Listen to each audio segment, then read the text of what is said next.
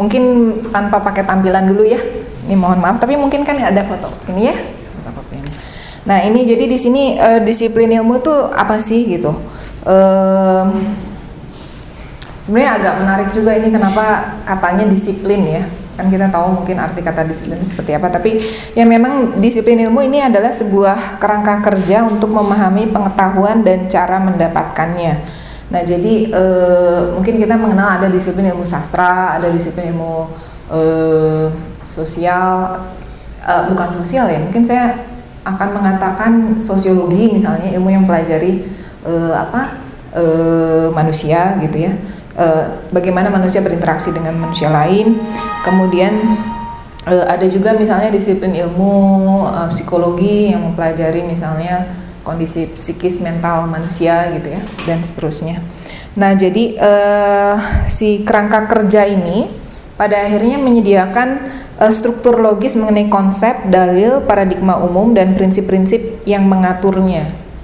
Nah jadi mungkin kalau sastra udah punya misalnya berbicara mengenai nah ini masalahnya kalau karya sastra sekarang misalnya saya berbicara sastra yang teringat di benak Anda semua apa kira-kira?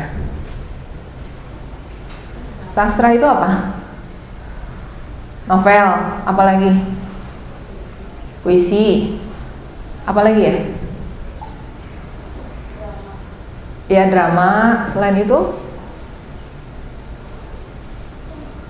Novel dengan nanti ada jenis-jenisnya nanti ya, drama juga ada, puisi ada, tapi selain itu ada nggak yang menjadi kajian sastra? Soalnya nanti ini juga kita nih ya, kuliah kita ini kan jadi macam-macam gitu, nanti orang nanya, ini memang sastra kesini gitu. Maksudnya kayak misalnya film gitu bisa jadi kajian sastra, lukisan bisa jadi kajian sastra atau tidak gitu ya. Nah, jadi itu nanti seakan-akan kesannya gini, kalau lukisan itu udah menjadi bagiannya disiplin ilmu apa? Misalnya seni visual art gitu ya, kalau ada seni visual gitu. Kalau ya tadi drama, maka itu menjadi kajiannya disiplin ilmu sastra gitu. Nah, jadi nanti pengkajian konsep-konsep dalil dan paradigma prinsip yang mengatur ilmu pengetahuan ini kemudian direproduksi dan dipelajari ya dari tahun ke tahun sampai kemudian akhirnya menjadi mengembangkan sebuah tema. Jadi disiplin ilmu ini mengembangkan tema hukum, sebenarnya bukan hukum di sini bahasa Inggrisnya kanon. Ada mungkinnya istilah kanon itu misalnya gini, kalau dalam misalnya kanon sastra Inggris itu yang wajib dibaca apa? Paling Shakespeare gitu ya. Kalau sastra Indonesia misalnya kanonnya apa? Pasti yaitu misalnya misalnya Belenggu gitu ya, Siti Nurbaya. Kemudian kalau puisi-puisinya mungkin Hairil Anwar gitu ya, kayak gitu-gitulah. Itu semacam kanon, padahal kita kan bisa mempertanyakan kenapa yang itu gitu ya. Nah, nanti juga ada kalau misalnya dalam sosiologi nanti ada kanonnya, misalnya harus baca Weber gitu, harus baca Durkheim, Parson gitu. Nah, kenapa yang itu? Gitu. Nah, tapi itu menjadi kanon memang. Jadi setiap disiplin itu nanti mengembangkan tema kanon ya, itu hukum-hukum atau prinsip-prinsip utama lah. Kemudian narasi besar atau grand narratives untuk menghubungkan aliran-aliran penelitian yang berbeda. Jadi nanti kan misalnya ilmu-ilmu sastra punya pendekatan misalnya formalisme, strukturalisme. Nah kemudian itu dihubungkan dengan melalui disiplin itu tadi. Jadi tiap aliran penelitian nanti punya kesamaan-kesamaan dan kesamaan-kesamaan itu membangun disiplin itu sendiri.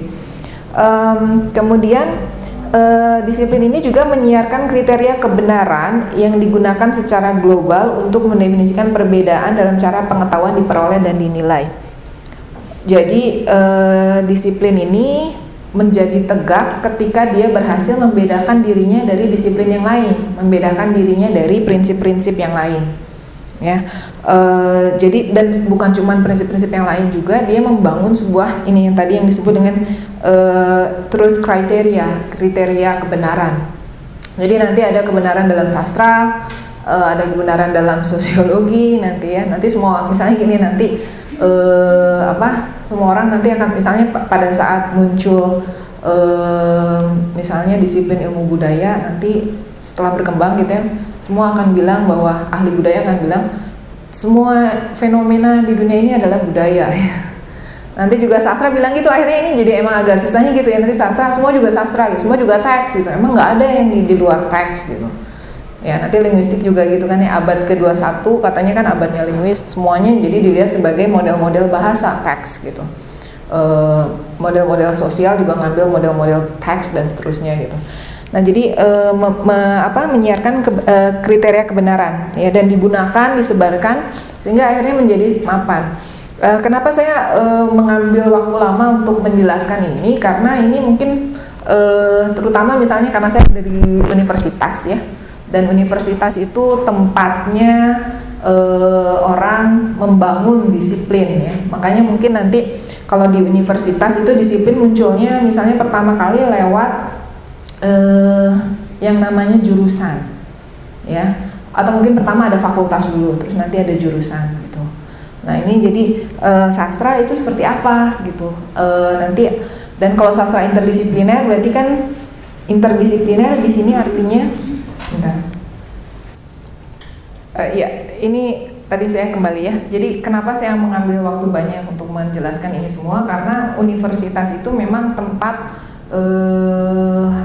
kita membangun sebuah disiplin pada akhirnya. Jadi disiplin itu mendapatkan legalitasnya karena ada universitas gitu, kemudian nanti ada fakultas-fakultas dan ada jurusan, jadi seakan-akan nanti si jurusan itu yang menentukan apa yang masuk ke kajian sastra, misalnya apa yang tidak, misalnya nanti mahasiswa ketika membuat skripsi misalnya, oh yang ini boleh, yang ini enggak gitu. Nah misalnya seperti itu. Nah jadi ini penting untuk diketahui, kita menelaah kembali disiplin ilmu supaya nanti ketika misalnya berbicara mengenai sastra interdisipliner, kita tahu bahwa kalau misalnya dalam disiplin ilmu sendiri itu berkembang sifatnya, tidak statis gitu ya.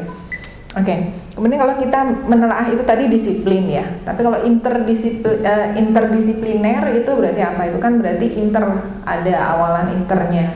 Nah saya sendiri sebenarnya agak ragu apa bener gitu cocok gitu, udah tepat gitu penggunaan kata interdisipliner apa enggak, pas saya itu apa bukan cross disipliner gitu.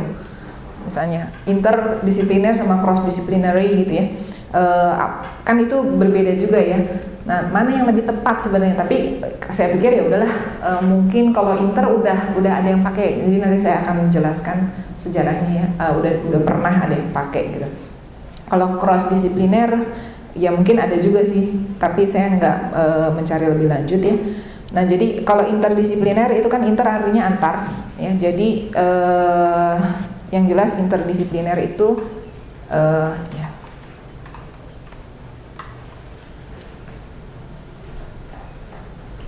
Yang satu melintasi disiplin ilmu, itu yang pertama ya.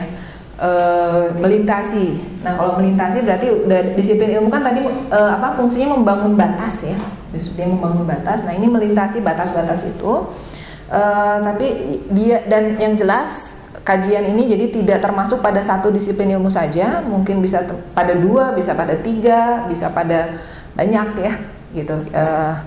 Yang jelas tidak pada hanya satu disiplin ilmu saja. Kemudian sifatnya juga bisa menggabungkan disiplin-disiplin ilmu yang berbeda. Nah ini artinya bisa menggabungkan, bisa juga menghubungkan. Menggabungkan kan jadi dicari titik temunya ya, intersections misalnya apa, persimpangannya di mana. Nah digabungkan juga bisa gitu. Kemudian menawarkan kerangka kerja, kalau tadi misalnya merujuk ke pengertian disiplin ilmu yang tadi, berarti dia menawarkan kerangka kerja struktur logis yang baru, karena kan cara melihatnya baru ya, dengan lintas disiplin itu tadi, antar disiplin, jadi nanti menawarkan mudah-mudahan menawarkan konsep, dalil, paradigma dan prinsip yang mengatur pengetahuan yang baru gitu. Ya. Itu interdisiplinernya. Nah kemudian kalau kita kembali ke sastra ya, nah ini pengertian sastra. Saya ambil dari beberapa bahasa dulu, misalnya kalau dari bahasa Latin itu literatura, litera, huruf ya. Kalau dari bahasa Yunani itu gramatika, grama, tulisan, akar katanya ya. Nah gramatika berarti sastra. Nah cuman ini juga jadi banyak ya, jadi orang kayak misalnya mahasiswa mau masuk sastra Inggris, kenapa? Karena mau belajar bahasa Inggris gitu. Nah maksudnya dipelajarinya gramatikanya, nanti itu salah satunya, tapi itu salah satunya aja. Nah kemudian dalam bahasa Cina itu dari kata wen, ikatan, tenunan. Nah ini yang justru menarik, ikatan tenun, jadi sama seperti kain ya, itu teks ya, kayak misalnya textile, itu kata tekstil itu sama akar katanya dengan sastra justru, teks. Jadi artinya kenapa? Karena jalin menjalin mempunyai pola, susunan, struktur, dan strukturnya, polanya saling jalin menjalin gitu. Nah itu sastra. Kemudian dalam bahasa Arab itu berasal dari kata adab, artinya susastra. Sama kalau kita tahu ya, adab masuk ke dalam ruangan kan, suka belajar ya. Peradaban itu sivilisasi, peradaban, atau ada juga yang berasal dari kata tamadun, kebudayaan, yaitu yang kita pahami sekarang, kebudayaan. Nah ini akar katanya. Nah dari sini sebenarnya kalau kita lihat dari akar katanya ini berhubungan dengan bahan-bahan yang mungkin justru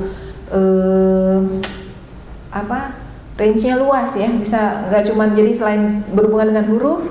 Kalau huruf berarti apapun yang berhubungan dengan huruf jadi sastra dong ya gitu harusnya gitu kan. Kalau misalnya dengan tulisan, berarti tulisan. Nah kayak tadi kan persoalannya apakah sastra itu cuman prosa, drama, puisi aja gitu. Nah nanti kan tapi ada juga karya-karya misalnya prosa itu kan apakah prosa itu hanya yang fiktif ya kita suka tahu kan prosa itu berarti fiktif gitu. Fiksi atau fiksi ya, nanti fiktif, fiksi itu kan jadi permainan juga ya, fiksi. Nah yang non fiksi itu juga masuk kajian sastra apa enggak gitu. Nah dalam kurikulum misalnya di sastra Inggris sendiri ya, tempat saya mengajar, itu sedikit sekali porsinya, walaupun sebenarnya masuk tapi sedikit sekali porsinya gitu. Nah kemudian kalau ngelihat dari yang ini peradaban apalagi berarti wah lebih luas lagi yang termasuk ke sastra ya. Nah ini kalau sekarang kita lihat sastra dalam bahasa Indonesia ini kan mengambil dari bahasa Sanskerta. Nah cuman berasal dari kata sas, mengarahkan, mengajar, memberi petunjuk, tra, alat, sarana. Nah nanti kalau ditambahin su di awalnya jadi susastra, su itu baik, indah, jadi susastra itu sarana untuk mengajarkan yang baik. Nah ini yang lebih banyak dipahami sekarang gitu. Jadi kayak misalnya nanti orang baca karya sastra, terus belajar apa sih di sastra? Oh ya udah, nanti belajar misalnya abis ini misalnya baca cerita, terus oh ya jadi ini teh apa sih? Oh karena sastra harus mengajarkan yang baik ya. Jadi pasti harus ada yang disebut dengan misalnya moralnya apa yang diajarkan. Jadi seakan-akan memang alat, sarana untuk mengajarkan yang baik, yang indah gitu. Nah seringkali di Indonesia ini masih banyak dipahaminya secara langsung gitu, secara denotatif. Jadi mengajarkan yang baik berarti harus misalnya berbicara tentang moral gitu, dan moralnya juga moral yang padahal katanya harusnya indah gitu, berarti kan harusnya tidak. Tapi nggak tahu indah itu apakah harus mengajari apa enggak gitu ya. Nah ini jadi macam-macam. Nah nanti sastra saya akan ini sendiri ya, jadi saya akan bertanya kayak misalnya kalau misalnya sastra berhubungan dengan tulisan, maka yang bisa dibahasnya apa saja gitu, tulisannya tulisan apa saja. Ini udah balik sini ya, kayak misalnya di meja saya ini banyak tulisan, ini sastra bukan? Ini novelnya J.M. Coetzee, Elizabeth Costello, novel sastra? Ya, ya mungkin ya. Franz Kafka, Penal Koloni, sastra. Ya. Nih, label sastra? Tulisan. Bisa nggak dikaji pakai sastra? Bisa nanti ya. Ini ada nggak tahu tas saya. Dialog baby. Sastra. Nah ini jadi menarik karena nanti apalagi ya ini ada Bu Nani ini pakarnya linguistik. Nanti mungkin bisa nanya sama Bu Nani ya. Kalau linguistik jadi semua bisa dibahas ya Bu ya, justru pokoknya apapun yang tulisan jadi bisa dibahas, yang penting menggunakan nah cuma kalau sastra kan selama ini nah itu tadi ya pengertiannya sempit sekali gitu. Nah soalnya saya bingung juga kalau misalnya ini kan tadi bisa dibahas sama sastra, boleh nggak jadi bahan skripsi? Nah misalnya kayak gitu itu jadi masalah kalau ketika masuk ya itu tadi ya disiplin ilmu, penggunaan kata disiplinnya itu sendiri. Nah, jadi nanti kita coba memahami sastranya secara luas. Justru kenapa mulai ada penyempitan makna sastra itu sendiri ya menjadi drama, prosa, puisi itu memang nanti karena kalau saya sih melihat ini sebagai akibat dari munculnya formalisme ya. Jadi kan waktu dulu kan waktu zamannya misalnya Plato, Aristoteles gitu semua sastra itu yang membahas semua tulisan. Ya, jadi dia membahas tentang logika, membahas tentang retorika gitu. Nah, tapi kemudian pada abad ke-19 ya, abad ke-19 itu misalnya muncul yang disebut dengan formalisme. Formalisme itu misalnya memformalkan jadi formal ya. Jadi kayak misalnya apa sih yang kayak misalnya gini, yang dimaksud sastra atau enggak itu berarti bergantung katanya ada yang bilang ya ini kalau Burhan Nurgiantoro bilangnya bergantung pada ekspektasi si pembaca gitu. Kayak misalnya gini, semua tulisan bisa saja membahas peristiwa dengan cara yang berbeda, tapi ada yang sastra, ada yang enggak gitu. Contohnya, ada peristiwa kebakaran. Nah, bagaimana sih cara pembahasan yang jadi sastrawi gitu? Ada yang enggak sastrawi gitu. Nah, kalau misalnya jurnalisme kan bisa juga dia melaporkan kebakaran itu ya. Akan berbeda atau sama dengan sastra? Berbeda ya. Nah karena kita punya ekspektasi kan sekarang ya. Kayak misalnya kalau sastra ya mosok kayak tulis bentuknya kayak jurnalisme. Makanya nanti kan bahasanya harus bahasanya beda dong dengan bahasa jurnalisme. Jadi seakan-akan memang ada bahasa yang sastrawi yaitu bahasanya misalnya banyak menggunakan misalnya simbol, metafor gitu, indah gitu ya. Nah cuma kan masalahnya definisi indah itu kayak gimana gitu ya. Nah dan kemudian juga bisa dibalik sebaliknya sebenarnya emang jurnalisme nggak bisa gitu menggunakan banyak metafora gitu. Nah nanti kan sekarang mulai berkembang namanya jurnalisme sastrawi ya. Kemarin kan jurnalisme investigasi tapi nanti ada juga yang lebih ini lagi sastrawi gitu. Nah itu kan sekarang jadi saya mau sekedar mengingatkan saja bahwa sekarang sudah berkembang gitu. Nah dulu formalisme itu berusaha untuk membedakan itu tadi ya. Jadi dia membuat teori-teori gitu. Oh kalau sastra itu yang sastra yang kayak gimana ya bahasanya harus gimana. Kemudian mereka mulai dari Viktor Shklovsky, mulai dari Yuri Tianov dan sebagainya itu membuat kalau sastra itu harus kayak begini, harus kayak begini, bahasanya dibedakan dari bahasa yang sehari-hari misalnya. Kalau bahasa sehari-hari itu ya kalau misalnya bahasa sastra seperti bahasa sehari-hari apa bedanya, nggak ada istimewanya gitu. Nah terus mereka membuat teori-teori misalnya ya udah kalau sastra kan mengisahkan sesuatu misalnya nanti dalam kisah itu ada apa aja dan sebagainya. Nah makanya seakan-akan jadinya sastra itu menjadi seperti yang sekarang novel apalagi drama, puisi cuma itu aja gitu. Padahal sebenarnya tadinya justru luas sekali. Ya, nah termasuk nanti yang non fiksi juga itu kan masuk kajian sastra juga gitu.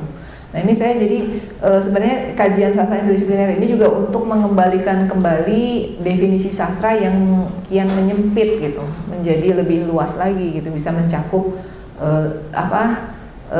objek yang lebih luas ya. Walaupun sebenarnya saya juga nggak setuju dengan bukan nggak setuju ya. Ada kecenderungan sekarang itu untuk misalnya dari masing-masing disiplin untuk mengklaim ini semuanya teks, maka bisa dibahas secara tekstual, secara sastrawi misalnya gitu. Nanti jadi semua juga jadi teks gitu. Nah cuman masalahnya kalau kayak gitu kata René Welbeck ya apa bedanya, berarti itu nanti jadi the death of discipline, matinya disiplin. Kenapa? Kalau semua orang semua disiplin mengklaim dirinya meliputi segala hal, maka disiplin itu artinya adalah segalanya, dan artinya kalau disiplin itu segalanya maka dia juga bukan apa-apa gitu. Nah itu permasalahannya. Nah jadi di sini kita coba, kalau saya sih akhirnya gini aja, dalam menggunakan kajian ini, kenapa saya lihat lagi latar sejarahnya. Kalau di Amerika itu ya, misalnya mulai pertama muncul sastra yang lintas disiplin itu misalnya dengan munculnya ini kajian sastra banding, comparative literature, sering disingkat jadi complete comparative literature. Jadi awalnya sih karena gini, oh ini ada sastra, jadi sastra banding ini comparative literature munculnya karena berbarengan dengan yang disebut nanti ada istilah world literature, ya itu Goethe yang menyebut, saya lupa istilah bahasa Jermannya karena pakai bahasa Jerman, pokoknya world literature sastra dunia. Jadi dia membandingkan sastra yang di satu daerah dengan sastra di daerah yang lain. Nah karena dibandingkan kemudian akhirnya kan membandingkan karya sastranya juga pada akhirnya membandingkan misalnya latar sosial tempat karya sastranya dihasilkan. Nah karena berarti latar sosial kan berarti itu nanti ngomongin tentang sosialnya, kondisi ekonominya, kondisi politiknya gitu dan sebagainya. Nah makanya jadi fokus-fokus terhadap aspek-aspek lain di luar teks itu mulai muncul ya dengan comparative literature ini. Nah nanti itu akhir abad 19 ya, tahun 18 sekian itu udah mulai muncul. Nah tapi nanti di perkembangannya sekarang ya abad ke-20-21 itu perkembangannya sastra itu malah comparative literature malah lebih jauh lagi. Jadi dia bukan cuman membandingkan sastra satu tempat dengan sastra yang lain, jadi sastra dunia itu tadi, tapi dia juga membandingkan karya sastra dengan bentuk seni yang lain, another form of art ya. Jadi misalnya kan kalau sastra dengan sastra, nah ini misalnya sastra dengan musik, sastra dengan lukisan, sastra dengan apapun gitu ya, bentuk seni yang masih dianggap seni gitu, misalnya dengan patung gitu dan sebagainya. Nah selain itu bukan cuma sastra dengan bentuk seni lainnya, tapi juga sastra dengan misalnya bidang lainnya akhirnya. Nah itu akhirnya berkembangnya sekarang ke situ gitu di comparative literature. Kemudian yang kedua yang melandasi berkembangnya kajian yang interdisipliner itu misalnya munculnya kajian wilayah. Kalau di Amerika misalnya American Studies itu mulai muncul tahun 30-an ya, 1930-an. Nah di American Studies itu orang mempelajari tentang misalnya kita pengen tahu nih tentang misalnya mentalitas Amerika itu seperti apa. Nah untuk mengetahui mentalitas Amerika itu orang mempelajari misalnya masyarakat Amerika, itu kan sosial ya. Kemudian cara berpikirnya itu psikologi gitu. Kemudian oh ya cara berpikirnya taunya dari mana? Oh ya kita lihat dari tulisan yang dihasilkan. Oh itu sastranya misalnya. Oh tulisannya nanti ini tapi ini non fiksi, oh mungkin itu, dan ini untuk ranah misalnya pidato kenegaraan. Oh itu politiknya gitu. Nah jadi akhirnya menggabungkan itu semua. Itu pertama American Studies. Dan itu juga jadi agak susah waktu pertama muncul. Ini muncul kan waktu awal-awal tuh belum ada jurusan itu belum sekuat sekarang ya. Pada awal berdirinya universitas-universitas di Amerika itu. Nah tapi bingung juga ini mau masuk kemana, jurusan mana American Studies itu.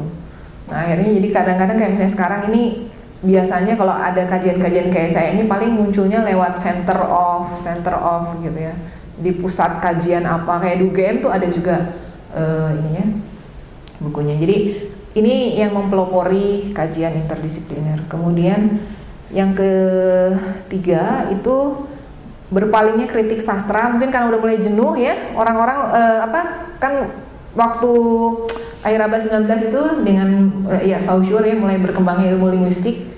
Itu orang mempelajari strukturalisme gitu. Strukturalisme dipelajari sampai antropologi mempelajari strukturalisme semua gitu ya. Formalisme dipelajari semiotika gitu sampai bosen mungkin ya, jenuh gitu, ada titik jenuh tahun 70-an itu. Kemudian orang berpaling dari kajian yang seperti itu, dekonstruksi gitu ya. Sangat strukturalis dan melihat form dan struktur gitu. Tanda gitu ya, semiotik juga tanda. Akhirnya konstruksi tanda gitu. Akhirnya ke kajian-kajian yang historisis, yang lebih sejarah gitu. Orang melihat latar sejarah dan membudaya ini nanti yang menyebabkan munculnya yang disebut dengan cultural studies. Tahun 1970-an pertamanya sih di Inggris ya. Yang dipelopori kayak Stuart Hall dan teman-temannya itu. Nah, ini cultural studies berbeda dengan kajian apa ya? The study of culture sama cultural studies itu agak berbeda. Jadi kalau the study of culture mungkin kita ngelihatnya gini, kayak misalnya ini sama ya persoalannya. Budaya itu definisinya apa kalau budaya? Nah, biasanya orang cenderungnya kalau sekarang ya waktu dulu ya, misalnya budaya misalnya antropologi aja ya. Itu kajiannya itu budaya itu berarti apa? Sisa-sisa peninggalan ya, terus tari-tari tradisional gitu ya, baju-baju tradisional yang seperti itu. Nah, kayak misalnya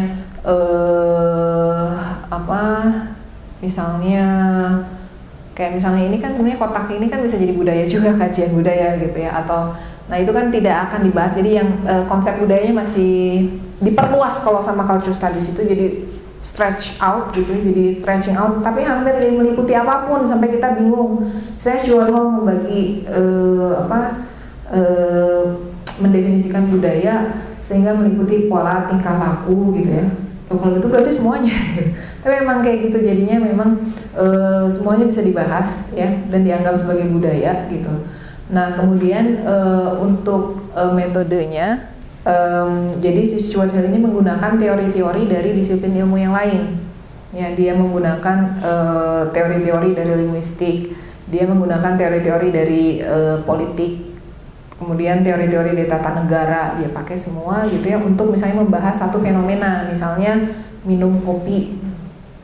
Nah, itu terus nanti dibahas pakai teori-teorinya dari mana-mana. Nah, ini culture studies. Nah, kebetulan waktu pas saya di UI, saya belajarnya tentang cultural studies ini, jadi makanya sangat tertarik dengan kajian sastra yang tidak formalis, tidak strukturalis seperti itu gitu. Karena bagi saya itu sangat menarik karena jadi lebih membuka ruangnya gitu, lebih fleksibel batasnya. Oke, sampai sini dulu. Mungkin ada pertanyaan dulu nggak? Nggak ada. Oke, belum ada ya. Oke, kalau gitu saya lanjutkan. Oh, ini udah ya sebenarnya. Oh ya. Ini nih, yang ini saya ambil dari sastra Inggris sebenarnya. Jadi kalau di Inggris itu misalnya abad 17 sastra itu ya banyak ya, misalnya meliputi Shakespeare, meliputi juga tulisan sejarah gitu ya. Makanya kan sejarah kalau di sini juga masuknya fakultas sastra ya, karena itu sama. Bentar. Oke, abad 19 sastra. Nah, ini ya, fungsi sastra juga sebenarnya, nah ini yang harus disadari lagi dan mungkin di Indonesia masih kurang dieksplorasi oleh pemerintah, terutama oleh pemerintah. Saya tidak meng-accuse yang di sini nggak tahu, tapi soalnya memang fungsi sastra itu jadi sempit sekali gitu. Misalnya saya waktu dulu sebelum saya masuk sastra, sebenarnya saya dulu nggak terlalu suka sastra, biasa-biasa aja gitu. Sampai karena saya nggak tahu sastra itu kayak gimana gitu. Saya baru tahu sastra itu pas saya udah lulus dari sastra Inggris gitu. Oh, sastra itu kayak gini. Udah lulus, pas masih mahasiswa aja saya masih belum tahu gitu bahwa seluas itu gitu. Jadi pas udah lulus baru saya tahu, oh kayak gini gitu.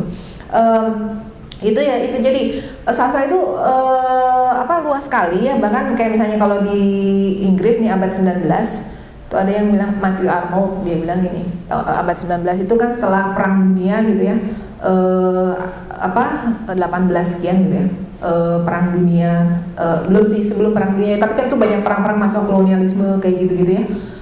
Kemudian dia bilang gini, wah Inggris ini lagi sakit katanya.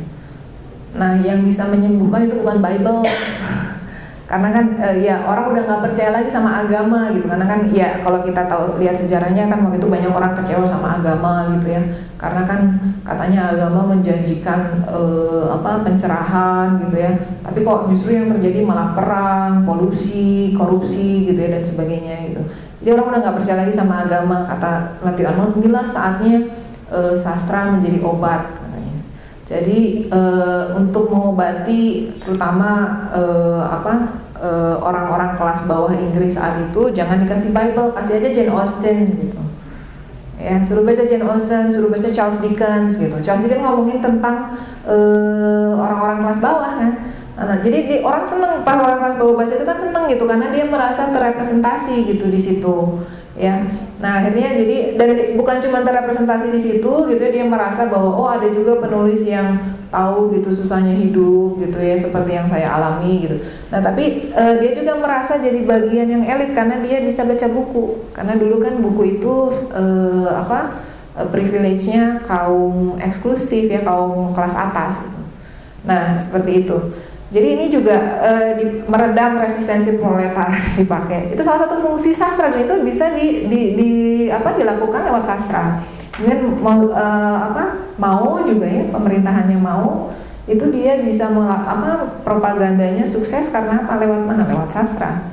Itu hampir dilakukan pada masa Manikebu itu ya, dulu tahun 70-an di Indonesia. Cuman ya pada saat itu tuh karya sastra tuh booming sekali, jadi maksudnya hampir semua lapisan masyarakat mengenal sastra. Itu sesuatu yang jarang sekali. Sekarang coba berapa gelintir orang yang tahu baca sastra gitu kan, cuma sedikit gitu. Nah ini fungsi-fungsi sastra berubah-ubah. Nah sekarang akhirnya abad 20 itu jadi sastra itu ngomongin kajian-kajiannya meliputi seluruh set institusi ideologi gitu ya, ngomongin jurnal, mulai dari jurnal, kedai kopi juga orang ngomongin sastra gitu ya, artikel sosial, estetika, ceramah aja speech itu masuk ya, kayak misalnya di beberapa antologi itu misalnya speechnya Franklin D. Roosevelt misalnya itu bisa masuk gitu ke antologi. Terus terjemahan klasik mulai dari yang klasik ya sampai buku panduan sikap dan moral itu juga dulu ya, Betty Friedan gitu ya misalnya. Itu masuk jadi kajian sastra. Misalnya perempuan itu nggak boleh, atau mungkin kalau di sini nggak tahu ya, mungkin misalnya 100 kewajiban istri pada suami gitu. Nah semacam itu bisa juga jadi kajian sastra gitu. Nah ini jadi melebar sastranya.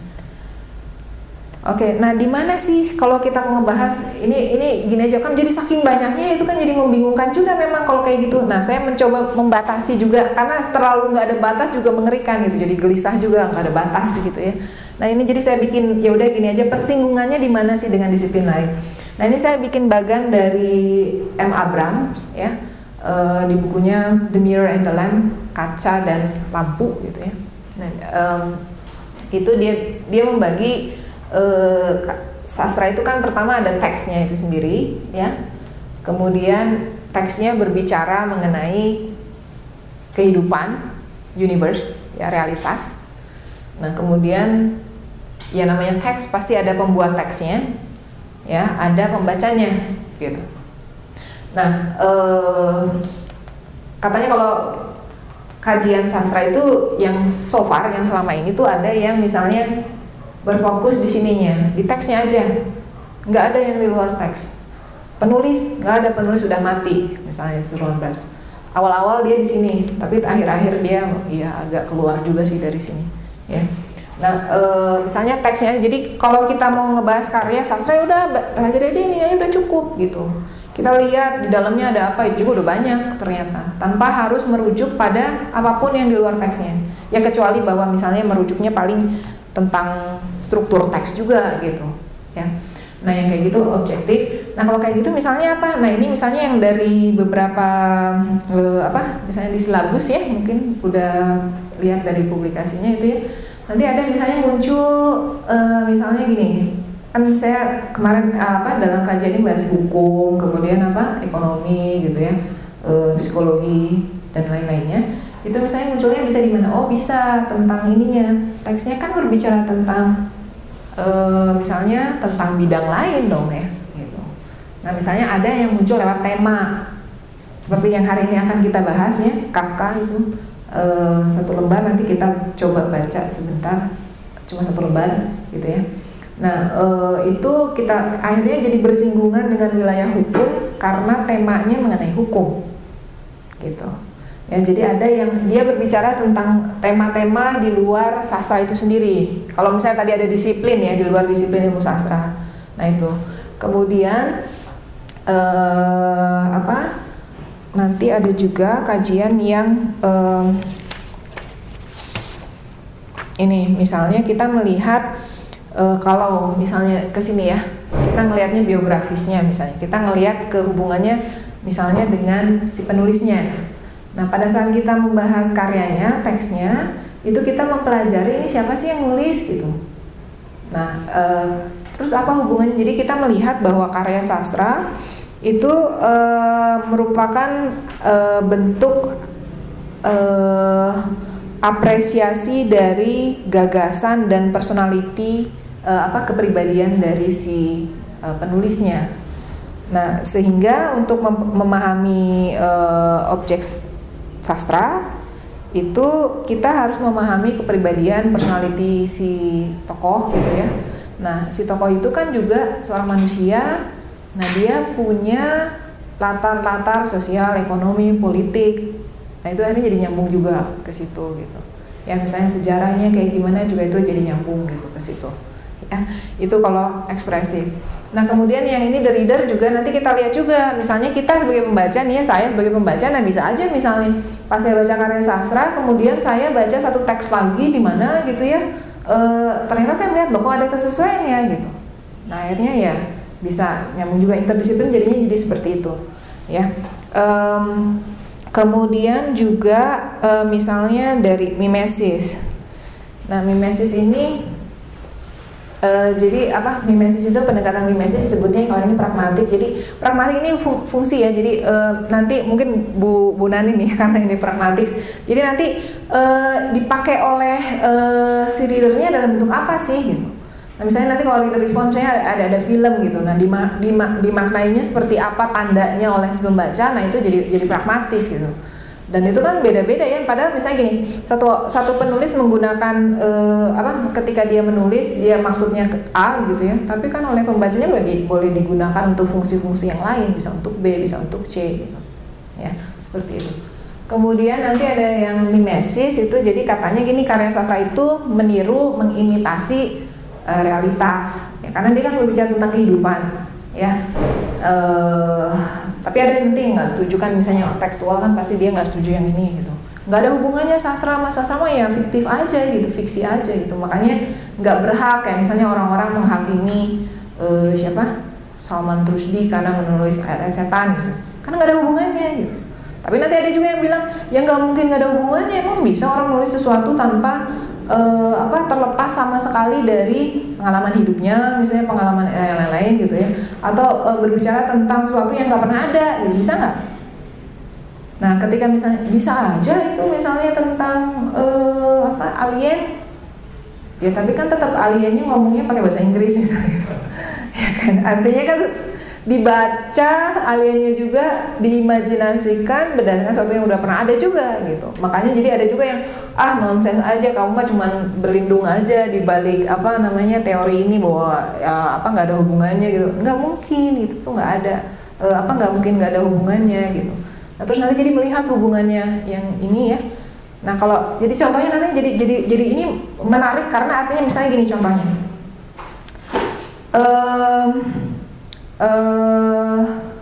E.M. Forster menulis A Passage to India. Ceritanya tentang apa? Setting latar tempatnya kan India.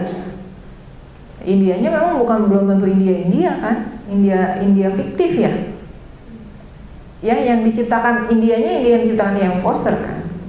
Nah, tapi ternyata tulisannya E.M. Forster ini kan mempengaruhi para pembaca sehingga para pembacanya punya asumsi tertentu tentang India kan, ya, gitu. Nah pada akhirnya ini hubungan sastra dengan kenyataannya ini jadi, dan itu menjadi penting karena ternyata gini, nanti banyak sekali orang yang baca E.M. Forster gitu ya, nggak pernah ke India, termasuk saya juga belum pernah ke India gitu. Tapi saya punya bayangan India tuh kayak gini. Gitu. Nah pada akhirnya justru nanti seringkali juga sama pandangan orang tentang suatu tempat pada akhirnya bisa dibentuk gitu. Ini kan secara politik juga sama seperti misalnya Hollywood, belum pernah ke Amerika, tapi kayaknya udah familiar banget ya sama Amerika gitu ya. Belum pernah ke Amerika, belum pernah sekali pun tapi familiar sekali gitu. Kenapa? Karena kan film-filmnya mereproduksi terus menerus gitu. Dan ini nanti masalahnya apa gitu. Mudah-mudahan ada politiknya, ekonominya juga, wah itu jadi kemana-mana. Ya lagi-lagi interdisipliner gitu. Misalnya salah satu contohnya kayak begitu.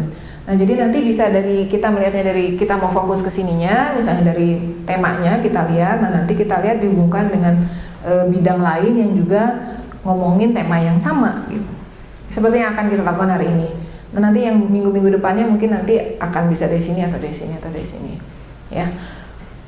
Kemudian nanti ini diperpendek lagi sih yang tadi itu jadi universe-nya dihilangin jadi writer, reader. Nah, ini kalau di komunikasi jadinya gini kan, nanti jadi seperti code, pesan, ada yang membuat pesan, ada penerima pesan gitu. Itu kan komunikasi ya.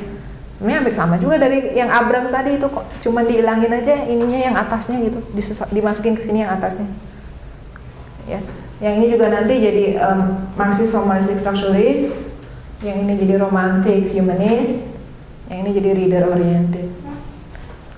Ya kurang lebih dari situlah nanti kita lihatnya masuknya. Mungkin sampai sini dulu. Ini sekedar ini aja. Jadi ini saya merasa perlu menjustifikasi bahwa ada kajian sastra interdisipliner itu ada. Oh ya, sama satu lagi buat rujukan, kemarin pas saya searching di internet ternyata ada judulnya Sastra Interdisipliner, terbitan penerbit Kalam ya. Itu kumpulan tulisan, tapi kumpulan tulisan yang kebanyakan dosen-dosen UGM. Jadi pernah juga bikin ada tulisan tentang ini. Yaitu kalau sisa-sisanya mungkin untuk metodologi dan lain-lainnya mungkin hampir sama seperti yang tadi saya bilang, kajian yang itu tadi comparative literature atau American Studies, jadi agak seperti itu. Ada pertanyaan mungkin?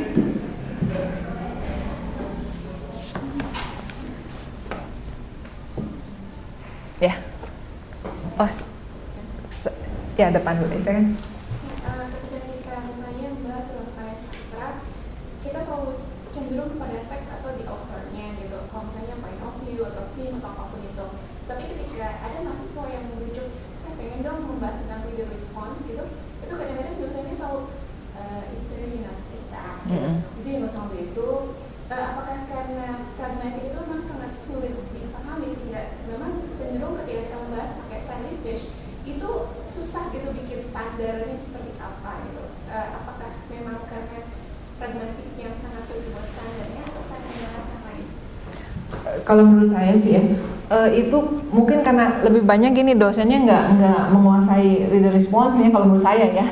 Pertama, tapi ada alasan juga kenapa dosen-dosennya kurang menguasai reader response. Pertama, dalam kurikulumnya mungkin tidak dimasukkan, misalnya kayak misalnya reader response gitu kan, misalnya salah satunya gitu ya, itu kan bisa lewat kuesioner.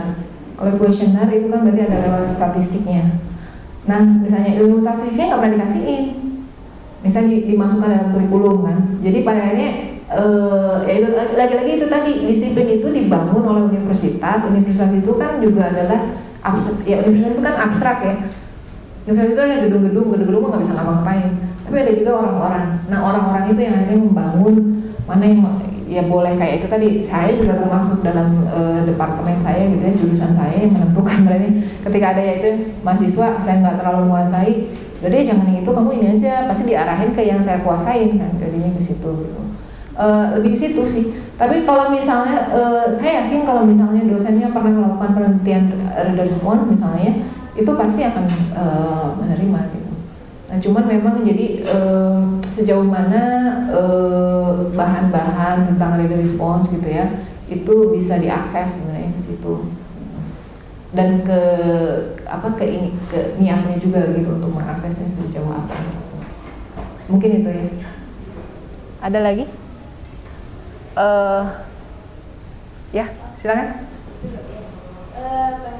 Kalau tadi kan menyambung tentang respon, apakah misalnya di sastra itu ada sebuah pendekatan khusus tentang mengetahui bagaimana respon pembaca terhadap sebuah teks, atau misalnya disinilah masuk kajian interdisipliner ketika si reader respon itu menggunakan misalnya kajian sosial atau misalnya novel ateis saja tahun 50-an, bagaimana itu membuat sebuah bentuk pandangan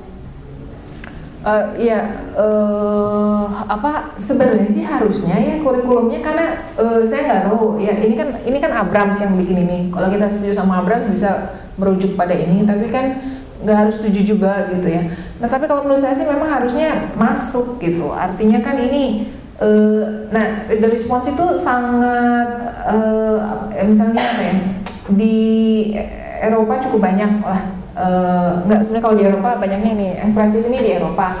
Reader response itu ya di beberapa kajian, terutama setelah munculnya culture studies itu jadi lumayan ngetren gitu.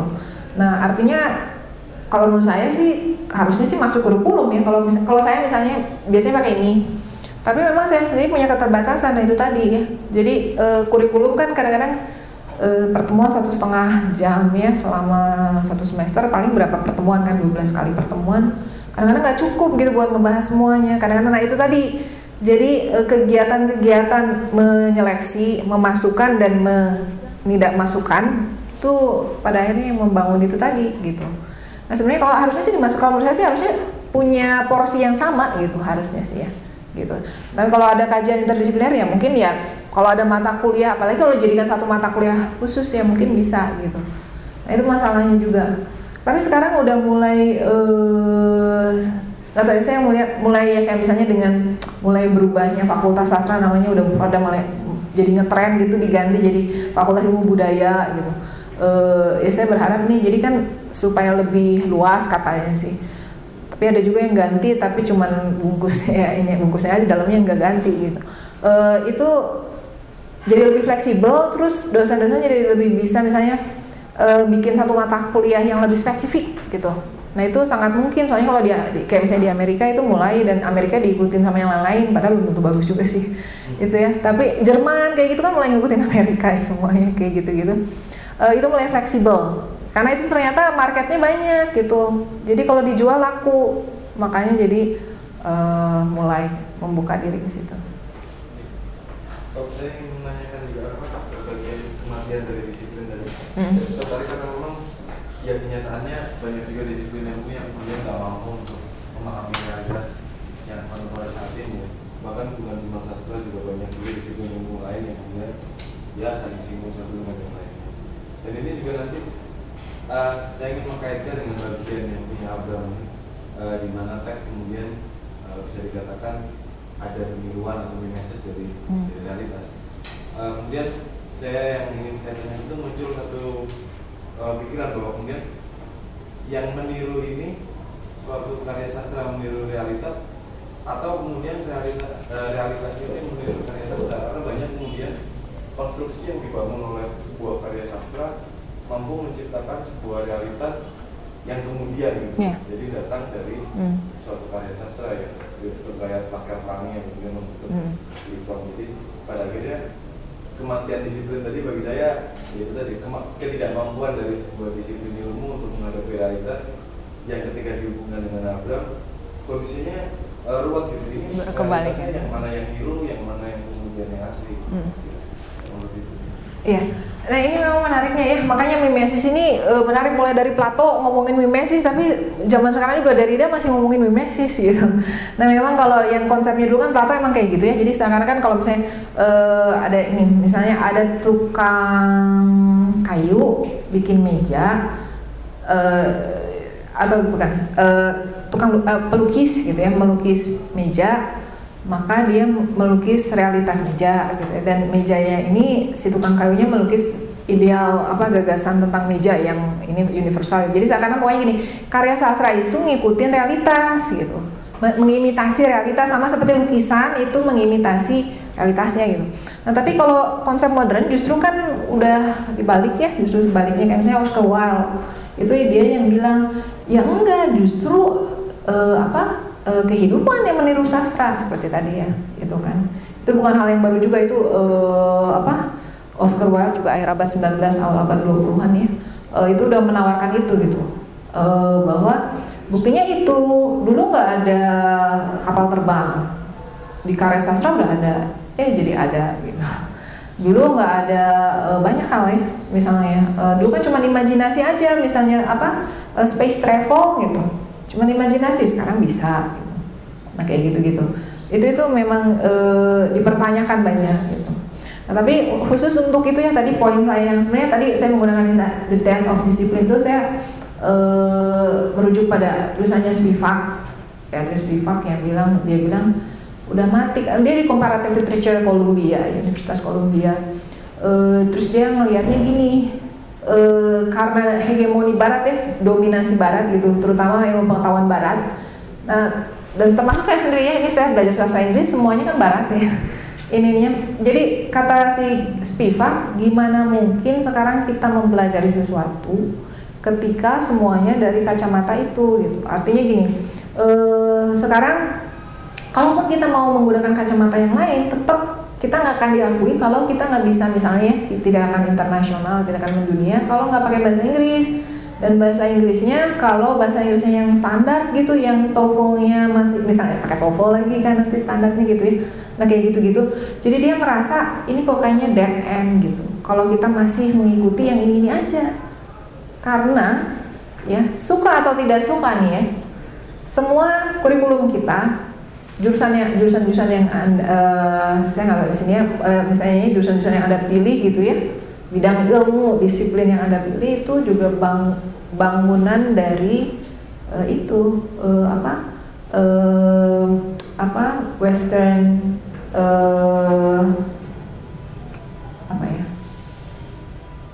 boleh saya bilang Western atau Western ideas, gagasan Barat tentang pengetahuan itu sendiri, tentang dunia.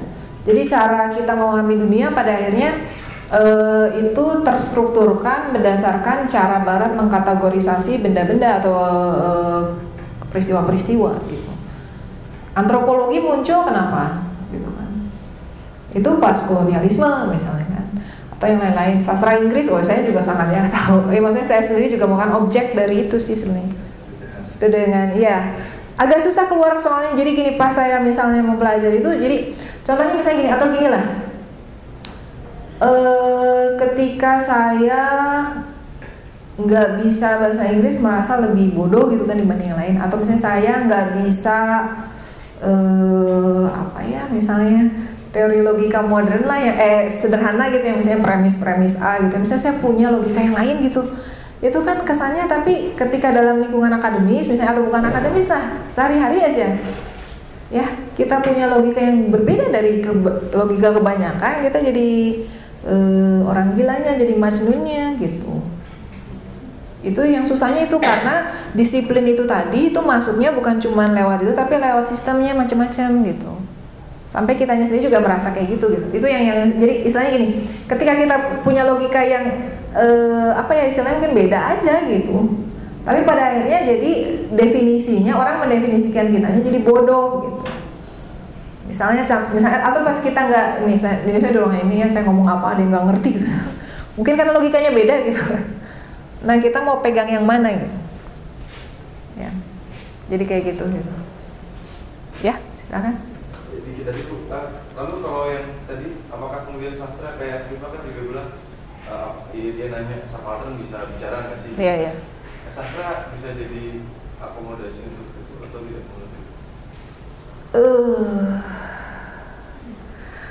Pengennya sih iya, kayak Spivak juga kan berharapnya iya gitu, cuman agak susahnya, artinya gini, Spivak nawarin sebenarnya satu, planetarity, keluar dari planet dulu. Jadi kalau kita masih ngomongin tentang global, itu masih situ lagi. Makanya Spivak mah nggak tahu, ini satu gagasan yang agak ini juga ya. Jadi dia nawarinnya planetarity, kita keluar dulu dari planet, coba kita pergi ke planet lain, baru kita ngeliat bumi gitu. Nah mungkin ada yang di luar itu.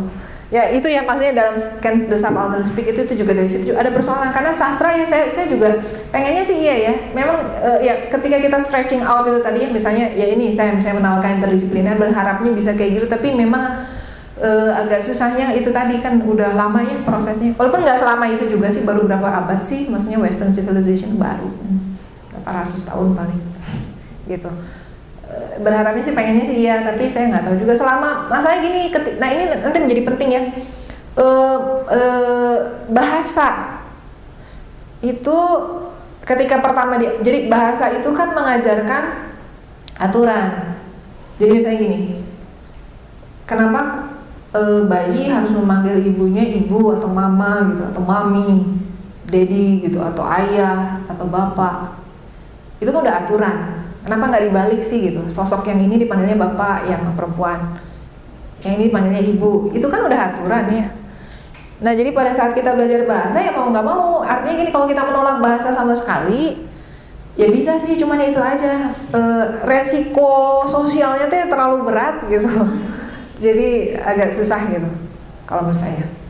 Oke, ada lagi? Ya. Kalau misalnya tadi kita kasus ada dosen yang tidak mau mengakomodir mahasiswa yang ingin membahas dari situasional. Banyak cerita tentang mahasiswa yang ingin melakukan pendidikan tertentu tapi di bawah sama dosennya gitu ya. Kita nggak boleh pakai pengetahuan, cuma nanti dia ngomong aja mau jurnalis. Atau saya misalnya waktu kuliah dulu mau skripsi tentang sebetulnya nggak mau membahas karya gitu, tapi membahas pendekatan sukses sendiri itu nggak boleh karena katanya kamu masih S1. Itu pengen tahu sebetulnya jangan-jangan sastra sebagai yang formalistik itu itu apakah benar mungkin levelnya S1 gitu, atau mungkin nanti sastra interdisipliner itu S2 gitu, biar si mahasiswanya memahami dulu yang aturan-aturan standarnya dulu gitu. Apakah seperti itu atau mungkin justru sekarang udah ada gitu level S1 tapi udah sastranya udah sastra interdisipliner dalam artian tidak formalistik gitu. Nah ini juga ya ini jadi menarik juga kan, kita lagi ngomongin sastra tapi jadi ngomongin pendidikan, kurikulum ya, jadi nggak bisa lepas gitu itu apa ya, memang saya juga dilematis, artinya gini, waktu dulu misalnya waktu saya lulus S1 gitu ya, terus saya masuk S2 gitu waktu di UI, terus saya agak euforia gitu, ada dekonstruksi apa gitu kan. Pas saya sampai belajar di Amerika gitu, justru apa ya, pas sampai sana tuh dekonstruksi, kamu ngapain ngomong dekonstruksi gitu. Justru saya di celah-celah gitu, saya disuruh belajar lagi strukturalisme di Amerika itu gitu. Pas saya pikir-pikir memang iya gitu, ada semacam loncatannya. Jadi ternyata pas di Amerika itu saya juga baru sadar gitu bahwa saya strukturalisme juga belum misalnya belum hatam gitu ya, udah ini gitu, udah di udah pengen belajar yang lain lagi gitu.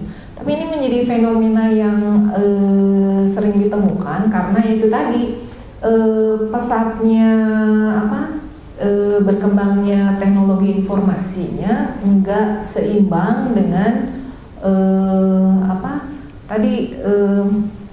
boleh dibilang pola pikir gitu. Jadi kayak misalnya, atau pemahaman sejarah lah istilahnya. Kayak misalnya sejarah. Jadi pada saat kita mempelajari suatu disiplin ilmu itu lepas dari sejarahnya. Kita nggak tahu ini posisinya di mana, ini di mana, ini di mana. Makanya kalau saya bikin kajian selalu saya pengennya ya ada latar sejarahnya lah. Makanya ini nanti kemana, ini kemana gitu, bisa merantainya kemana. Tapi lagi-lagi kan itu konsep barat ya. Tapi ya memang begitu gitu. Nah kalau misalnya bahwa S1 udah aja yang formal gitu ya, S2 mulai interdisipliner, mungkin bagus juga kayak begitu gitu. Tapi ya kasihan juga kan ketika akhirnya ada mahasiswa yang memang udah cukup banyak baca gitu ya, memang udah sampai ke istilahnya udah sampai ya jusnya, misalnya kalau itu jusnya udah jus berapa gitu, tetap dipaksa harus ke situ, kan kasihan juga gitu.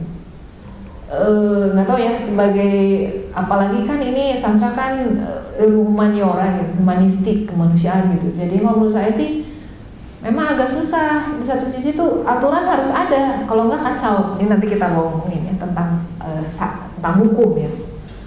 Tapi kalau aturan juga ada terlalu kaku, itu juga nggak bagus gitu. Tapi jadinya gimana gitu. Nah itu yang akan kita bahas. Itu jadi terima kasih. Jadi itu bridging buat yang bahasan kita selanjutnya.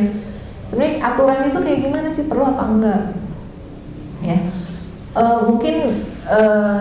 Ya karena nggak ada yang bertanya lagi ya, mungkin gini, saya akan minta, ini memang ini bahasa Inggrisnya lagi-lagi saya susah juga. Saya coba tadi pakai yang Google Translate tapi jelek ternyata terjemahannya, jadi nggak apa-apa lah, mudah-mudahan dengan yang saya akan berikan waktu sekitar 5 menit. Ini cuma 1 halaman sih ya, dan saya rasa bahasanya nggak terlalu ini, mungkin dibaca dulu sedikit ya. Nanti kita akan bahas atau saya minta komentar aja lah, boleh tentang cerita, tentang apapun lah, tentang abjad-abjad yang ada di kertas ini gitu. Oke, silakan. Oke, mungkin ya kita waktunya udah tinggal dikit ya. Mudah-mudahan udah selesai ya. Ini mah sebenarnya sederhana aja ceritanya. Ada tokohnya cuma 2 ya. Siapa? The Man from the Country sama Doorkeeper udah. Jadi ada orang dari desa gitu ya mau masuk ke sebuah gerbang gitu ya yang dijaga sama penjaga pintu lah atau gerbang gitu. Terus katanya to this doorkeeper and pray for admittance to the law. Jadi dia minta mau bertemu dengan pray admittance ini. Nah ini sebenarnya bisa dimaknai macam-macam ya. Mau bertemu dengan hukumnya law-nya udah besar ya. Nah, ini menarik juga before the law itu dalam bahasa Inggris before itu bisa di hadapan hukum gitu ya, bisa juga sebelum hukum gitu ya. Jadi ini macam-macam. Nah tapi kemudian kata si penjaga pintunya nggak bisa it is possible bisa tapi tidak sekarang gitu. Dan terusan kayak gitu, jadi kapan nggak tahu, tunggu aja gitu. Dan akhirnya dia nunggu sampai mati. Terus akhirnya mati, terakhirnya kan dianya mati gitu ya. Terus cuman dia bingung pas mati baru dia sadar kok nggak ada orang lain lagi sih yang minta ketemu hukum gitu, cuman saya aja. Oh ini kan pintunya khusus buat kamu gitu. Nah sekarang karena kamu mau mati, ini pintunya akan saya tutup. Nah, gitu. Terakhirnya udah cuma gitu aja.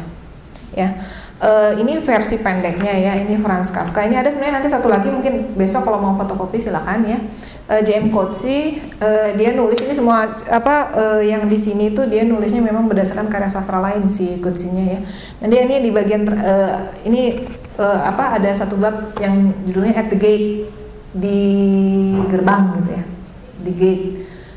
Kemudian sama ceritanya tapi tokohnya perempuan gitu, Elizabeth Costello-nya mau masuk ke gerbang, kata si ada penjaganya, oh boleh nih kamu nulis dulu di selembar kertas. Apa yang harus saya tulis? What do you believe in? Katanya. Apa yang kamu percayai? Dan akhirnya dia nulis, saya orang yang tidak percaya apapun gitu. Jadi I don't believe in belief, dia bilang gitu. Terus kayak gitu-gitu udah nulis gitu, terus udah selesai dikasihin. Oh ya, terus udah gitu nanti ada hearing, ada semacam sidang. Ada hakim-hakim. Terus hakim-hakim itu bertanya tentang tulisannya dia gitu. Kenapa kamu nulisnya begini gitu? Ya terus ada tanya jawab akhirnya kayak gitu, terus pokoknya pada akhirnya nggak bisa, kamu nggak bisa masuk, udah. Terus kamu harus rewrite, katanya harus menulis kembali, udah dia nulis kembali. Bahkan disediakan ada semacam tempat gitu, asrama apa buat yang petitioner, orang yang mau masuk ke dalam situ. Terus dia nulis lagi sampai akhirnya pokoknya sampai berkali-kali tetap nggak boleh juga gitu. Terus dia bingung ada apa itu di dalam gitu kayak gitu, tapi nggak kelihatan apa-apa gitu. Ya udahlah, terus akhirnya udah sampai endingnya sama kurang lebih kayak gini juga gitu, nggak jelas gitu, nggak pernah, dia bingung juga pernah ada yang masuk nggak sih gitu, si Elizabeth Costello-nya nanya gitu, tapi bingung juga gitu ya. Oke, mungkin komentarnya, saya minta komentarnya dulu atau apa, mungkin ada pertanyaan atau mungkin apa gitu, ceritanya kok kayak gini sih gitu. Jadi itu pintunya buat apa gitu? Itu pertanyaan saya, karena tadi nggak ada yang mau ngomong, jadi itu pertanyaan saya, ya. Saya berasumsi naskah ini sedang membuat refleksi tentang hukum itu sendiri. Ya. Hukum. Ya, ya nggak apa-apa. Aplikasi dari hukum dalam hal ini. Kalau saya sih, saya berpikir kalau saya menjadi orang ini, kalau memang nggak ada yang masuk, kenapa dia nggak coba saja masuk? Sebenarnya kan ketakutan awal itu membuat dia berhenti kan, karena dibilang bahwa penjaga yang di belakang saya lebih serem loh. Ada tiga ya, ada tiga gerbang. Penjaga yang di belakang saya lebih serem dari saya, yang di belakangnya dia lebih serem lagi dari yang kedua. Yaitu. Jadi mungkin kalau dalam bayangan saya mungkin gitu ya, karena saya belum pernah baca Kafka. Itu seperti ini namanya pembacaan, seperti ingin memberikan pesan bahwa mungkin seringkali orang itu takut berurusan dengan hukum karena interface atau frontliner hukum itu kelihatan serem banget. Mungkin ketika masuk dia bisa aja. Betul. Oke. Iya, ada lagi? Silakan. Oke, pertanyaannya, tapi emang apa benar di dalamnya ada hukum? Nah, kalau yang ini mah di Elizabeth Costello itu dia sempat ngintip-ngintip gitu ya. Terus itu kok kayak, terus akhirnya tuh dia gini, kok ada kayak dog gitu ya, dia bilang anjing gitu ya, dog, tapi masuk anjing gitu. Terus akhirnya pokoknya dia bingung kan, makin lama tuh makin berapa kali sidang itu dia makin ngaco gitu ya. Si Elizabeth Costello itu jawabannya makin ngaco gitu, kayak udah kayak orang gila, nggak nyambung apa ditanya apa nggak nyambung apa gitu ya. Sampai hari ini ya nggak tahu sih atau namanya gadog, kan itu dibalik ya, DOG GOD gitu, gadog, ada anagramnya kayak gitu gitu. Tapi nggak tahu, jadi intinya gini, kita nggak tahu di dalam itu ada apa gitu. Dan ketika masuk juga apa bisa ketemu apa nggak tahu ya gitu. Tapi kalau nggak ditunggu juga, atau pertanyaan itu tadi, kenapa nggak masuk aja sih? Atau pertanyaannya bisa dibalik juga, kenapa nggak pergi aja sih? Ya, kalau misalnya, oke lah, ini tadi ya, pintunya itu simbol dari law, dari apa namanya? Law-nya itu sendiri apa gimana? Before the law. Di hadapan hukum, berarti kan si orang itu berada di hadapan hukum, berarti pintunya hukum. Apa enggak? Belum. Ya belum. Kita berarti hukumnya ada di dalam pintu. Di dalam pintu. Di balik itu kan everyone strives to reach the law. Iya. Jadi seakan-akan law di dalam dan terbang gitu ya. Terus. Nah ini juga menarik juga. Bisa beda ya, menghindari hukum. Oh iya. Menghindari hukum ya.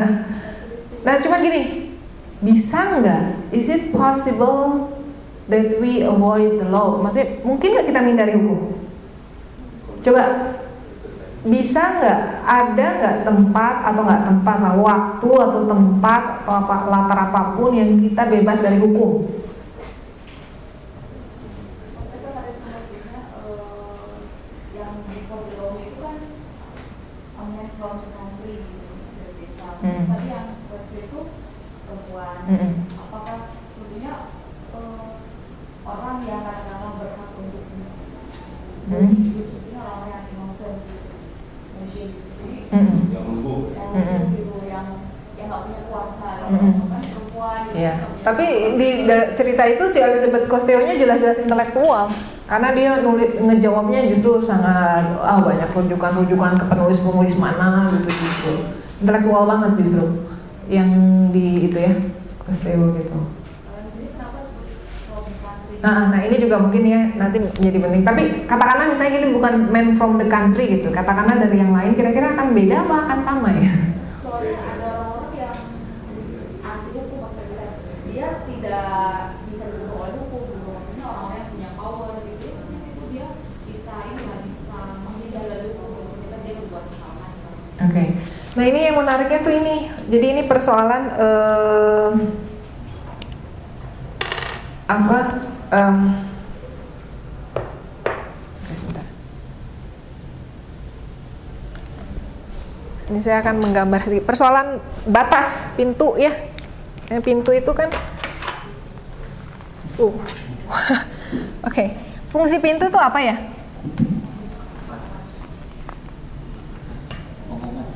Untuk masuk apa untuk keluar?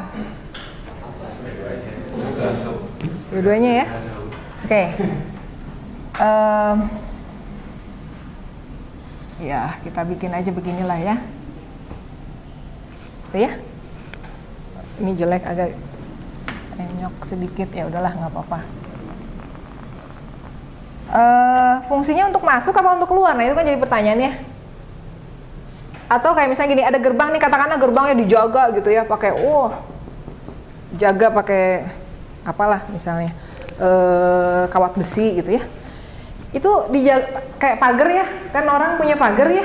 Buat apa sih pintu gerbang, pagar? Menghalangi orang masuk, satu. Atau menghalangi yang di dalam supaya tidak terlihat keluar. Ya, jadi membatasi yang di luar apa membatasi yang di dalam? Supaya tidak terlihat keluar. Bisa dua-duanya ya.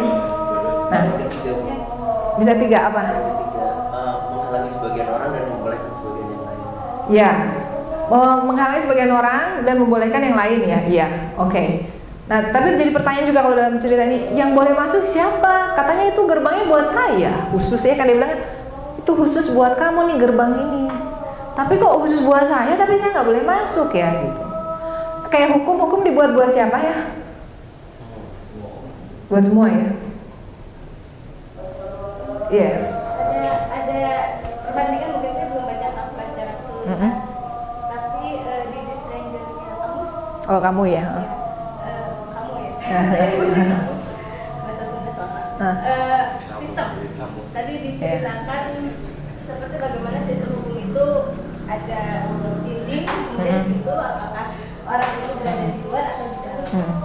Dalam kamus sistem itu dibangun, tapi dia tidak menjadi bagian apakah di dalam atau di luar. Dia tidak tunduk terhadap sistem, sehingga dia menjadi stranger dalam pandangannya dia.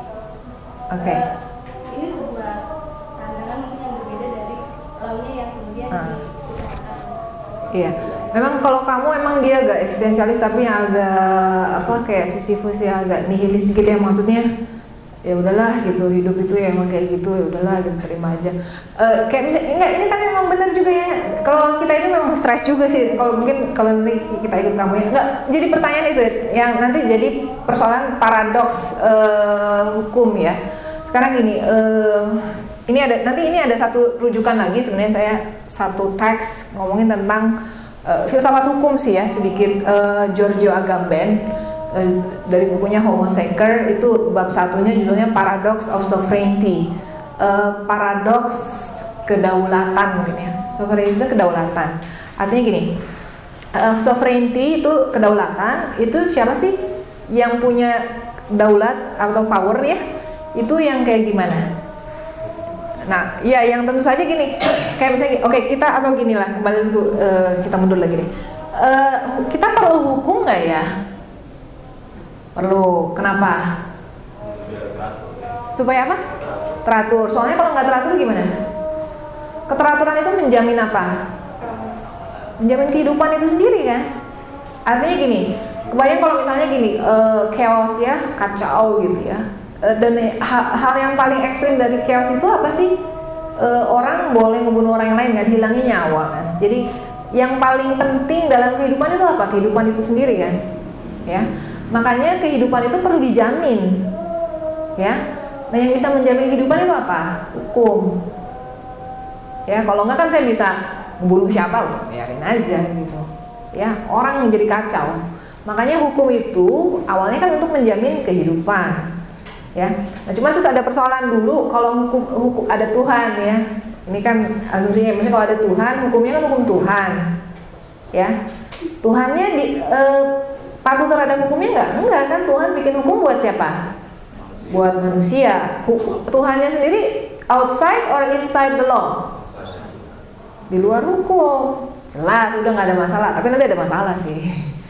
Karena nanti hukumnya diterjemahin. Nah, masalahnya ketika katakanlah God is dead gitu ya.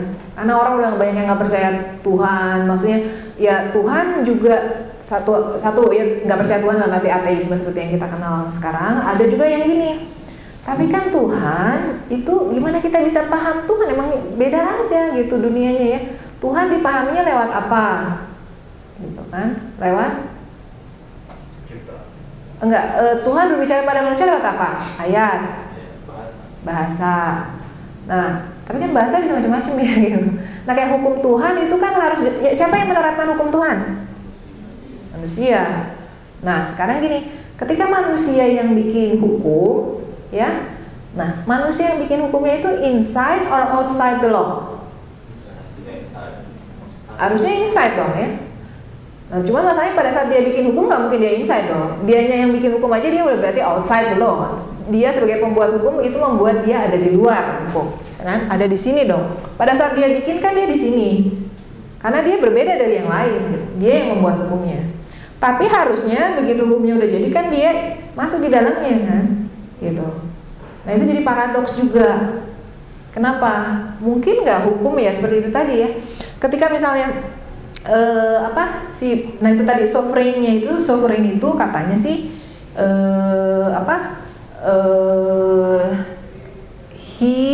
kalau di sini sih nanti ada definisinya, dia yang berhak menentukan hidup sama mati, itu adalah orang yang paling berdaulat. Ya, katakanlah misalnya gini, kalau hukum ya, dalam hukum itu yang berdaulat siapa sih? Maksudnya kekuasaan tertinggi itu ada di mana? Negara. Orang dihukum mati atas nama negara. Ya, negara itu siapa? Itu kan abstrak ya. Abstrak, kalau udah kita yang konkret aja siapa ya? Nggak bisa gini. Dalam kasus hukum kita ya udah hukum kita aja. Yang bikin hukum siapa? Sovereignnya siapa? DPR. Ya, wakil rakyat. Iya, yang bikin hukum ya. Oh, tapi ada yang hukum konstitusi itu siapa? Undang-undang dasar. Oh, itu mah zaman dulu lagi. Oh, bukan Soekarno, siapa sih? Siapa? Profesor siapa? Yang BPKI itu siapa? Ketuanya tuh itu kan. Itu kan. Nah. Nah, dianya sendiri oke. Kalau misalnya gini, masalahnya sekarang negara-negara modern ya, terutama gini, yang namanya negara sekarang itu kan sistemnya sama ya, biasanya ada 3 kan munculnya negara itu mountain ya, eksekutif, yudikatif sama legislatif, yudikatif, legislatif sama eksekutif ya. Itu kan justru untuk itu tuh fungsinya kan untuk saling membatasi, ya kan? Oke, yang bikin legislatif itu yang bikin undang-undang, ya. Tapi yang melaksanakan eksekutif. Tapi nanti legislatif dan eksekutifnya kan diawasi oleh yang yudikatif gitu kan. Harusnya begitu kan. Nah, tapi ternyata jadi bentukan negara modern seperti yang ditawarkan oleh Montaigne itu sendiri juga punya itu tadi paradoks. Ya, gimana mungkin sekarang ini kekuasaan di rakyat, kan katanya gitu kan ya, kekuasaan tinggi di rakyat tapi rakyatnya diwakili. Sekarang kayak punya DPR bikin kesalahan, ya itu kan akhirnya kayak sekarang. Jadinya apa? Kayak lingkaran setan ya. Atau bisa nggak? Harusnya bisa dihukum apa nggak? Sekarang kayak misalnya ini sebenarnya gini, ini buat latar belakang aja ya. Before the Law itu menjadi satu chapter sebenarnya dari novelnya Kafka yang lebih besar, The Trial, pengadilan. Tokohnya Joseph K. namanya, sering dirujuk pakai K hurufnya Joseph K. Nah, si Joseph ini pokoknya di-accuse tiba-tiba bersalah aja sama pengadilan akan dihukum mati gitu. Nah, terus ada satu chapter, terus dia di ceritanya itu dia mencari keadilan gitu. Satu chapter gitu, dia ketemu satu pendeta, terus pendetanya cerita tentang satu parabel itu semacam perumpamaan kayak gini. Nah, ini perumpamaannya ini. Jadi ada orang went from the country kayak gini. Nah, dia bilang ya itu kayak gitulah, itu parabelnya, kata hukum Tuhan ya kayak gitulah. Artinya misalnya gini ya. Nah, ini juga sama yang bikin orang-orang jadi mempertanyakan kayak hukum Tuhan, yang bikin kan siapa gitu. Tapi kita sendiri nggak bisa menemui kan gitu. Kita cuma bisa nemuin apanya. Kayak misalnya kalau kita mau temu hukum, kita ketemunya lewat apanya? Kira-kira guardnya itu siapa ya? Siapa? Si doorkeeper. Kalau dalam dunia kita polisi. Nah, kalau kita mau bertemu hukum kita kemana? Perginya? Pengadilan. Pengadilan tuh di mana? Gedungnya? Enggak, gedungnya. Enggak, soalnya itu kan abstrak semua ya, enggak. Pengadilan tuh apanya? Gedungnya. Atau enggak, kitabnya kan, kalau kitabnya kita tinggal ngambil. Gedungnya atau kemana atau gimana? Nah, itu tergantung hukumnya dulu, hukum nasional atau hukum adat. Nah, katakanlah kalau hukum sama-sama aja, misalnya gini, hukum adat kemana? Ketua adat, ada orangnya ya. Hukum nasional kemana? Polisi. Nah, nanti kan si ketua adat itu misalnya ya, atau polisi itu bilang ya udah kamu nggak bisa langsung kan gitu ya. Tapi saya mau ketemu nanti kemana lagi? Akan terus ya sampai pada yang berhak menentukan siapa? Apakah hakim ya? Sekarang pertanyaannya gitu kayak Elizabeth Costello. I want to see the law. Law-nya itu sendiri apa sih? Kan law itu kan suatu yang abstrak sebenarnya ya. Jadi ketika dia mengatakan saya mau bertemu hukum, itu artinya apa? Saya mencari keadilan. Mencari keadilan itu apa artinya? Mencari keputusan pengadilan yang menyatakan bahwa saya benar, itu apakah itu artinya law gitu? Atau apa? Gitu. Nah, ini jadi menarik. Jadi nanti mungkin salah satu bentuk kajian sastranya yaitu tadi kita bisa mempermasalahkan tema ya tentang paradoks kedaulatan, saya paradox of sovereignty dengan cara yang ini tadi. Jadi kita baca teks karya sastra Kafkanya disandingkan. Nah, kalau saya nanti mungkin ini bisa dibaca ya paradox of sovereignty-nya Agamben. Nah, nanti kita melihat jadi karena struktur-struktur yang ditawarkan sama tulisannya Agamben itu sama settingannya dengan yang ditemukan dalam Kafka. Itu jadi kita bisa pakai dan mempersoalkan ini, dan saya yakin bahkan saya udah bertanya-tanya juga sih, anak fakultas hukum pernah diajarin filsafat hukum nggak ada gitu. Padahal ini Kafka ini sendiri banyak dibahas oleh anak hukum kalau di luar ya, maksudnya banyak dibahas gitu. Karena ini justru mempertanyakan tentang kuasa hukum itu sendiri gitu. Misalkan kan memang jadi gini, law itu dibuat ya, masalahnya itu tadi sama. Pagar itu dibuat apakah untuk menghalangi gini ya, menghalangi yang di luar masuk ke dalam ya. Dan kayak misalnya tadi, kenapa sih si orang itu mau masuk, jangan di dalam ada sesuatu yang berharga kan, begitu inginnya sampai masuk kan pasti berharga dong ya. Kalau enggak dia nggak sampai nunggu sampai mati gitu kan, itu harus berharga gitu. Kalau enggak masa sih gitu sampai bayarannya nyawa gitu. Kayak si Elizabeth Costello itu juga sama juga gitu. Kenapa dia sampai pengen masuk sampai jadi gila gitu, kayak agak gila gitu kan? Karena dia ngejawab gini salah, ngejawab gini salah, ngejawab itu sampai dia bertanya, emang ada yang pernah boleh masuk nggak sih? Wah nggak tahu ya. Dan yang menentukan itu kan judge-nya. Terus itu yang pertama, judge-nya hakim. Nah hakim berdasarkan apa? Hukum. Hukum itu kan undang-undangnya tadi kasuistis apa harus umum? Kalau hukum itu harus umum dong. Kalau kasuistis tebelnya mesti tebel apa kan? Nah kayak undang-undang Tuhan kan kitab-kitab juga semuanya umum, nggak detail gitu kan? Maksudnya yang sedetail sampai gimana kan jarang ya. Semuanya umum. Nah yang bikin detail siapa? Manusia. Nah bikin detail itu bisa nggak disamain? Enggak, ya tergantung kasus kan. Maksudnya gini, kalau kita bikin sama, tapi kan susah kalau bikin sama semua ya. Selalu, nah ini ada yang namanya state of exception, kekecualian. Kayak tadi kan misalnya mau bikin skripsi, ya Boya dilihat dulu lah satu persatu aja gitu kan. Misalnya, oh ininya bisa apa enggak? Tapi kan capek kalau kayak gitu ya. Jadi kebayang nggak kalau gini, ada pasal hukum ayat ini pasal 1 ayat 1 begini, kecuali kalau gini, kecuali kalau kayak gini. Nah kecuali kan akan banyak banget ya.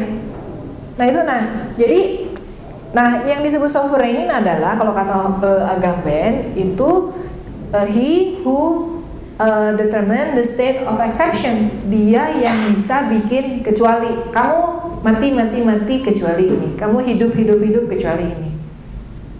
Nah dalam hal ini misalnya amnesti presiden ya, kayak dia dalam titik tertentu dia pegang itu kedaulatan. Karena dia bisa nentuin, kayak kamu keluar penjara, kamu ini yang ini enggak tetap di penjara. Nah si hakim juga punya kedaulatan pada titik tertentu ketika dia menentukan, oke, kamu bersalah, kamu nggak bersalah gitu.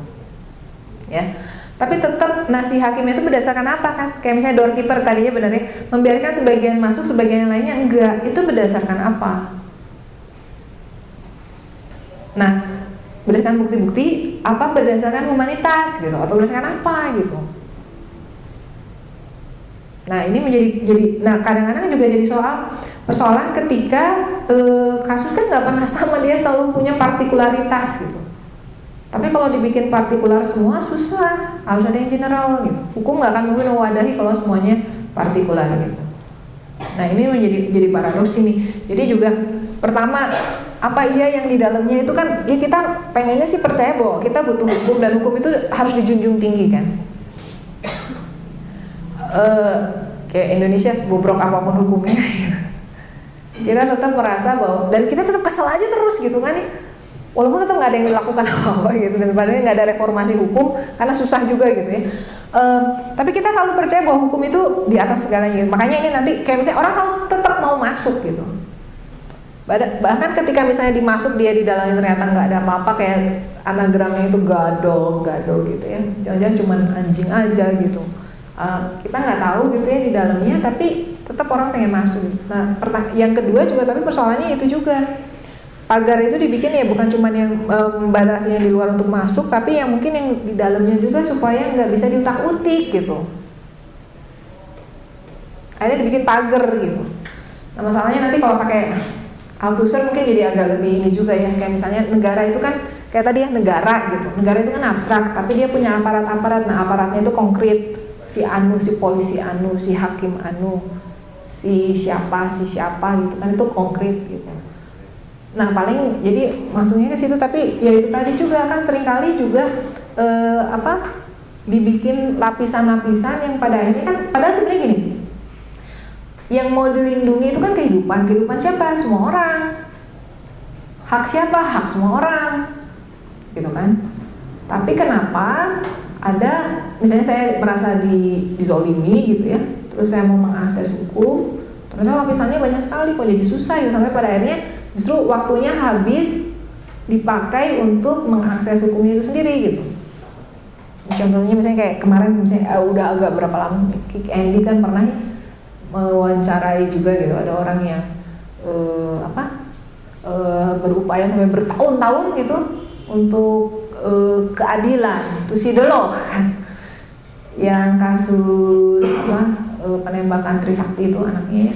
Sama ada yang dia malpraktek gitu sama dokter yang harganya tuh mahal juga, sampai dia diusir sama keluarganya gitu ya, diasingkan karena keluarganya udah capek, udahlah nggak usah lah gitu. Sementara dia masih ada artinya gitu usaha saya. Itu kan hampir sama ya gitu, dia mau masuk gitu, tapi ternyata yang nggak tahu sampai kapan. Jadi dan persoalannya apakah bisa masuknya atau proses untuk masuknya gitu, itu sendiri juga nggak tahu ya. Nanti kalau dalam kamu kan ya udahlah gitu, jalanin aja, akhirnya dia mati juga ya. Kalau kamu kan kayak Sisyphus gitu ya, dorong batu kan, dia pernah nulis juga The Myth of Sisyphus itu yang raja dihukum sama Zeus karena dia maling, terus dorong batu terus, nanti sampai puncak gunung batunya jatuh, terus dia harus dorong lagi terus-terusan karena dihukum sepanjang hidup kayak gitu. Nah kalau kata kamu jadinya gitu, jadi yang bermaknanya itu bukan batunya sampai di atas itunya, tapi proses ketika si Sisyphusnya sudah di atas memandang batunya jatuh ke bawah dan dia turun ke bawah, dorong lagi. Nah itu katanya maknanya hidup. Jadi justru bukan dalam hasil, tapi ya nggak tahu juga ya, itu kayak gitu katanya. Makanya kan kayak misalnya kalau The Stranger itu kan di awalnya datar banget ya narasinya juga, kayak misalnya ada ibunya meninggal di adegan pertama, narasinya tuh datar banget sampai kok nggak ada sedih-sedihnya ini apa gimana gitu, karena ya datar kayak gitu. Nanti ada lagi satu lagi Herman Melville judulnya Bartleby, itu sama ada tokoh Bartleby kerja di New York gitu ya, di Wall Street, di seorang pengacaranya punya 3 orang, satu Bartleby itu jadi tukang tulis gitu. Lama-lama si Bartleby disuruh ini, Bartleby ambilin ini, I would prefer not to. Nggak mau kenapa? Ya nggak mau aja. Ya udah bikin ini nih, nggak mau Bartleby makan, nggak mau Sampai pokoknya gitu semuanya jawabannya I would prefer not to, sampai akhirnya si itunya merasa terganggu dan dia baru tahu juga si Bartleby tinggal di kantor kalau malam-malam gitu. Sampai akhirnya udahlah dia terganggu, akhirnya dia pindah kantor.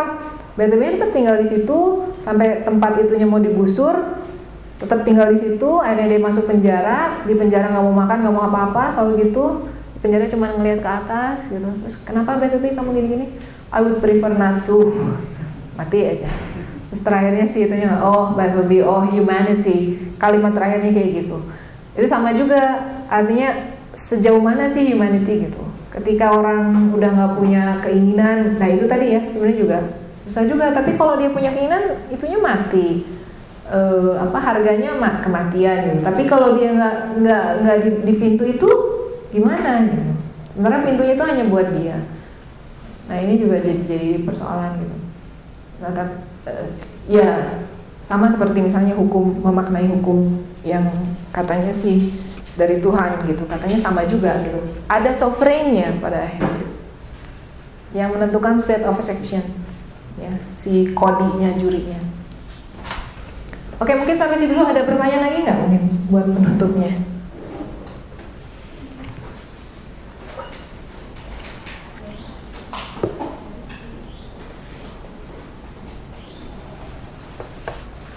Oh ya, sedikit aja ini mungkin tambahan lagi sebelum lupa. Jadi si Kafka ini memang nulis, dia itu juga nggak masuk kemana-mana. Jadi dia itu latar belakangnya kan Austria, orang Yahudi tinggal di Jerman. Jadi buat orang-orang Jerman dia Yahudi, tapi buat orang Yahudi juga dia bukan not Jew enough gitu ya, nggak cukup Yahudi. Buat orang Jermannya juga dia nggak cukup Jerman gitu, jadi nggak masuk kemana-mana. Terus ya mungkin buat Holocaust itu kan menghadapi rezim yang totaliter gitu kayak Hitler gitu kan. Nah dia akhirnya kayak gitu, jadi kayak keputusasaan ketika ya itu tadi hukum, di hadapan hukum tuh, terus jadi mau gimana ketika ada kesewenang-wenangan kayak gitu. Ya mungkin ada, nggak ada? Oke, kalau nggak ada, saya cukupkan sampai sini. Saya akan coba